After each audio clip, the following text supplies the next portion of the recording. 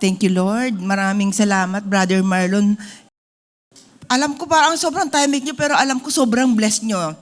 Ako talaga akong na-bless, sobrang ganda. Maraming salamat talaga sa sa preaching, Brother Marlon. Sobrang nakaka-bless, sobrang ganda. 1 to 10, rate of 10. Sa akin 'yon. Thank you. Thank you, Lord, sa buhay mo. Talagang sobra akong na-bless.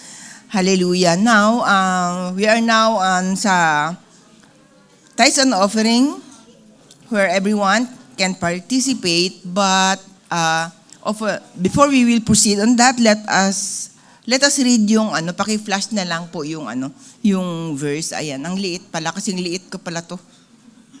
Okay, let me read. And Elijah said to her, "Do not fear. Go and do as you have said, but first make a little cake of it and bring it to me. And afterward, make something for yourself and your son. For thus says the Lord, the God of Israel, the jar of flour shall not be spent, and the jug of oil shall not be empty." I believe everyone is aware about the story of Elijah at saka yung widow. Marami talaga tayong mapupulot na kwento dito.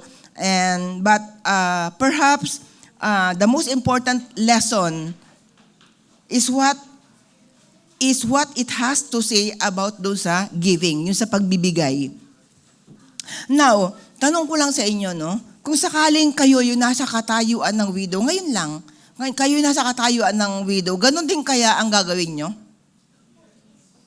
Ibibigay nyo kaya yung last meal nyo? O kaya yung sabihin natin, meron kayong pagkain ngayon, gutom na gutom kayo, may lumapit sa inyo, ibibigay nyo kaya yon? Lalo halimbawa, meron kang anak, may kasama kang anak mo, sa palagay nyo, ibibigay nyo kaya yung last meal nyo? Parang sumasagot, parang duda kayo, no? Anyway, okay. But from God's perspective, from the world's perspective, parang hindi mo talaga ibibigay yon kay Elijah. Sa world's perspective. Kasi last na nga yun. Kahit hindi na lang sa sarili mo, kundi para sa anak mo na lang. Malamang talaga, magkakaroon ka ng second thought para ibigay yung last meal na yon. But, from the God's perspective, giving is the key to prosperity. And we know na, aware na tayo of what happened. The rest of the story, we all aware of that. And one of the lessons we can get in this story is about yung priorities.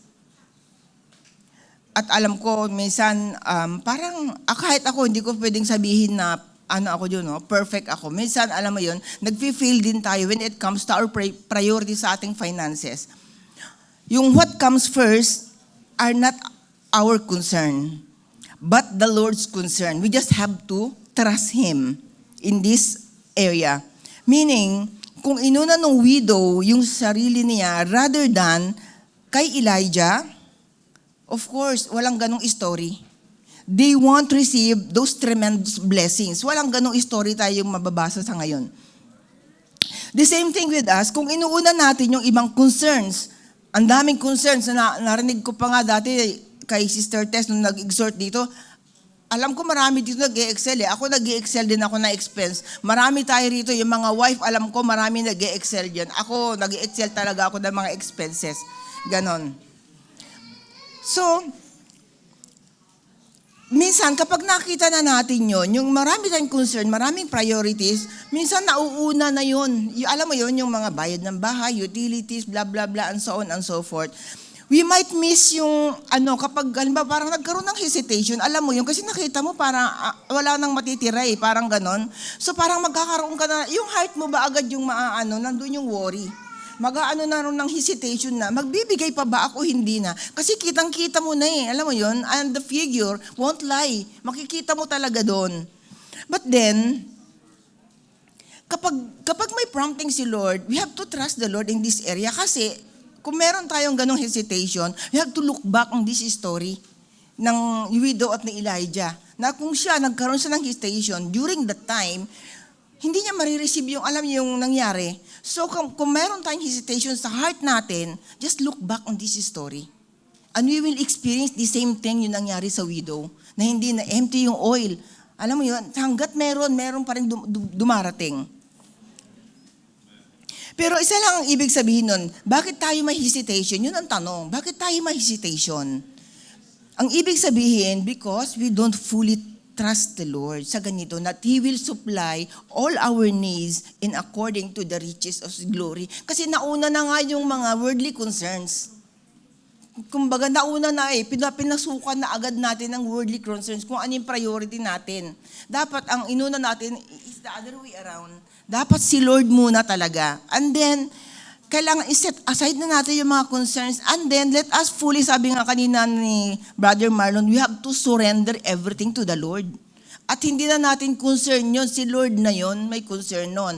At kung nangyari yun sa widow noon, na inuna niya yung kay Elijah, it will happen to us. Sabi nga kanina, it's the same God that we are serving. He is the same God. Yesterday, today, and forever. So it will happen to us. Hindi yun kwentong kutsero lang. Hindi yun kwento, nasa Bible yan. Kumbaga, hindi yan narinig-rinig mo lang, nagawa-gawa lang nila yung nangyari. It happened before and it will happen to us.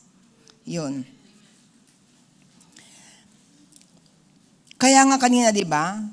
Ang tanong ko nga kanina, kung kayo yung widow, what would you do? Then, kayo na makakapag-decide on.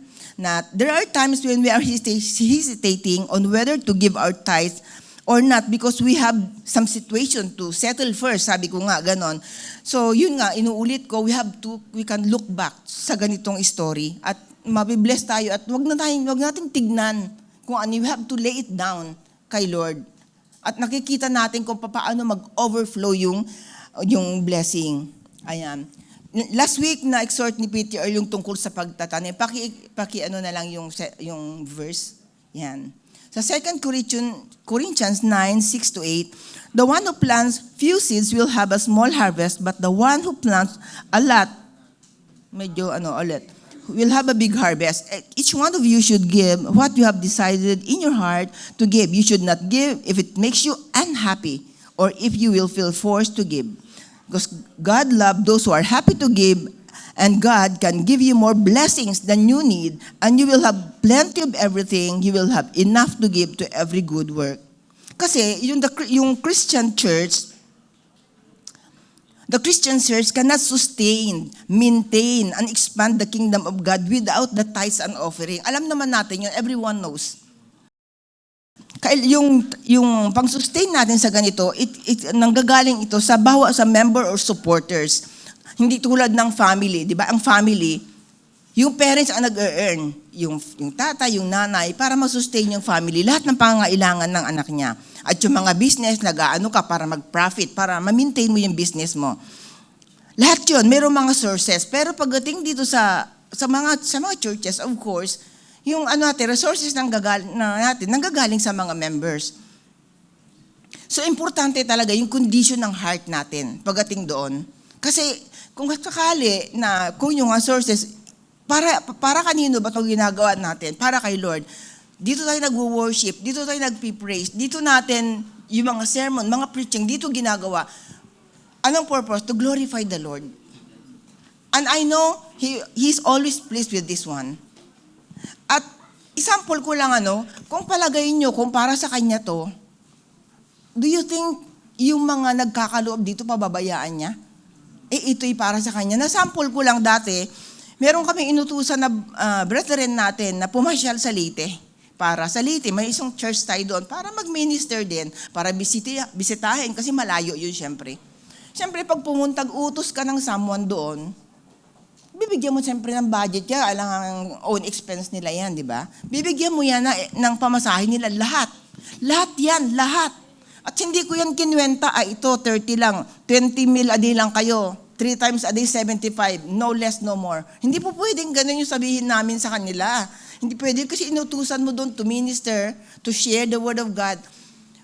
Sinigurado namin na yung pangangailangan nila is more than they need. Kasi para kay Lord yun Pupunta ka doon to minister, to share the word of God. Parang ganon. So tayo, ROL, bilang tao, ay able tayo para doblehin yung pangangailangan nila more than they need for the glory of God. nang higit pa sa pangangailangan nila, how much more the Lord? Na kapag nagkaloob kayo dito, hindi niya doblehin kung ang ROA Church nga able limited pa yung resources natin, di ba? Limited pa yung ating budget. And the Lord, alam natin na hindi nauubos just like yung sa widow na hindi naubos yon. So, ang kailangan lang talaga natin is talagang i-condition natin yung heart natin. Kasi sabi nga ni Peter lahat, yung motivation, yung heart natin, and to trust the Lord when it comes to our finances and know our priorities. It is always God. Dapat si Lord ang priority natin palagi. And if it is for the enhancement of His kingdom, kaya nga kami minsan tumatayo rito to encourage each of you. Why? Kasi na-experience na namin how it works. Na-experience na namin na once we prioritize the Lord, once we share our blessings, He never fails. Kami, nawalan na kami ng trabaho ng 4 na buwan. Sabay kaming nawalan ng trabaho ni Brother Ray. Hindi ko rin alam kung saan nanggaling. But we survived. At parang sila PTJ at si PTT, narinig ko rin. Hindi kami nagkautang. During that time, wala kaming utang. Wala rin naman kaming income, wala kaming utang. Pero kumakain kami, nakakabayad kami ng bahay, nababayaran namin ang utilities namin. Wala kaming hindi nabayaran. Why? Because it is the Lord who sustain us. That's how, kung gaano kabuti ang ating Panginoon, we just have to trust Him, we just have to prioritize Him sa ating mga fountain, and the Lord will surely do the rest. Thank you, Lord. Let us now give our tithes and offerings.